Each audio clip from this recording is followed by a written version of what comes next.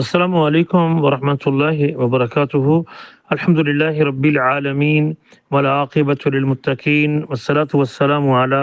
سیدنا و حبیبنا محمد وعلی آلہ و اصحابہ اجمعین۔ بھائی کا سوال یہ ہے، کیا خاتون کے لیے چہرے کا پردہ واجب ہے؟ اس حوالے سے اہل علم کی دو رائے ہیں۔ ان میں سے ایک رائے یہ ہے کہ خاتون کے لیے غیر محرم لوگوں سے، یعنی ان لوگوں سے جن سے اس کا نکاح ہو سکتا ہے، ان سے اپنے چہرے کو چھپانا واجب ہے، چونکہ چہرہ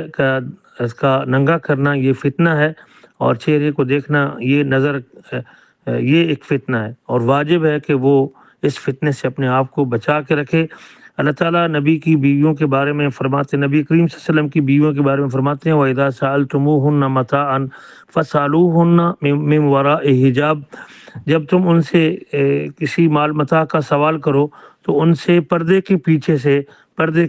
سے سوال کرو۔ ذالکم اطہر لقلوبکم وقلوبہن، یہ زیادہ پاکیزگی کا باعث بنے گا تمہارے دلوں کے لیے اور ان کے دلوں کے لیے۔ سورۃ احزاب آیت نمبر 53۔ تو یہ جو حجاب ہے، یقیناً یہ اس بڑی اوڑھنی کے ساتھ ہوگا جو عورت کے پہنے ہوئے کپڑوں کے علاوہ ہے، ورنہ کپڑے تو عورت پہلے بھی پہنی ہوتی تھی، تو پھر یہ پردے کے پیچھے مانگنے کا کیا مطلب ہے کہ صرف اس کے جسم کے کپڑے مراد نہیں، اس کا معنی ہے کہ اس کے جسم کے اعضاء کو چادر اور اوڑھنی کے ساتھ ڈھانپنا ضروری ہے۔ ایسی چادر کا ہونا جس سے وہ اپنے بدن کو ڈھانپے، اور اس میں چہرہ بھی شامل ہے، کیونکہ سب سے جو خوبصورت عورت کا جسم کا حصہ ہے وہ چہرہ ہے، لہذا اس کو ڈھانپنا سب سے اہم ہے، اور یہ سب سے بڑی زینت ہے، لہذا اپنے سر کو اور اپنے چہرے کو، اپنے پورے بدن کو وہ چھپائے گی۔ ایک آنکھ یا آنکھ کا حصہ ننگا کر سکتی ہے تاکہ وہ آگے راستہ دیکھ سکے ضرورت کے اعتبار سے، تو اس لیے عورت کا پردہ کرنا ضروری ہے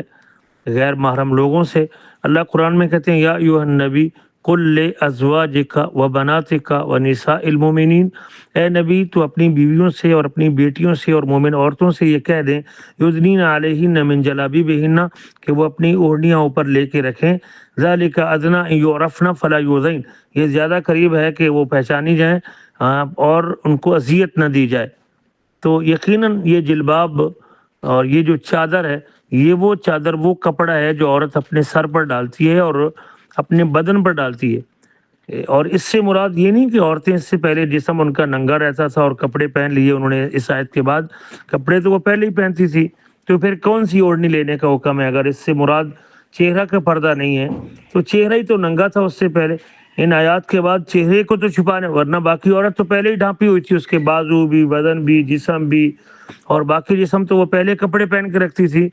تو ان آیات کے اترنے کے بعد پھر کیا ڈھانپنے کا حکم تھا؟ اگر چہرہ پھر بھی ننگا رکھنا ہے تو پھر اللہ نے کس چیز کے ڈھانپنے کا حکم دیا ہے؟ تو یقیناً یہ اضافی کپڑا اس کو لینا ہے جس سے اپنے چہرے کو ڈھانپنا ہے۔ اللہ قرآن میں کہتے ہیں سورۃ نور میں وَلَا يُبْدِينَ زِينَتَهُنَّ إِلَّا لِبُعُولَتِهِنَّ أَوْ آبَائِهِنَّ أَوْ آبَاءِ بُعُولَتِهِنَّ، وہ اپنی زینت کو ظاہر نہ کریں سوائے اپنے خاندوں کے اور اپنے باپوں کے اور اپنے خاندوں کے باپوں کے اور باقی جو رشتہ دار ذکر، تو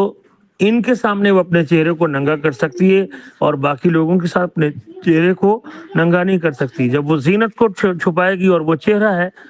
تو، اور باقی بدن بھی، وہ اسی چادر اور اوڑھنی کے ساتھ وہ ڈھانپے گی۔ تو اس لیے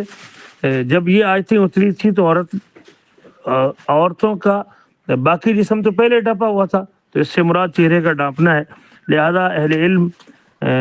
میں سے کچھ لوگوں کا خیال ہے جیسے ذکر نائک وغیرہ جو کہتے ہیں کہ چہرے کا پردہ واجب نہیں، بہرحال ان کا یہ ذاتی فہم ہے اور یہ ان کا موقف ہے، لیکن صحیح بات اور درست بات یہی ہے کہ عورت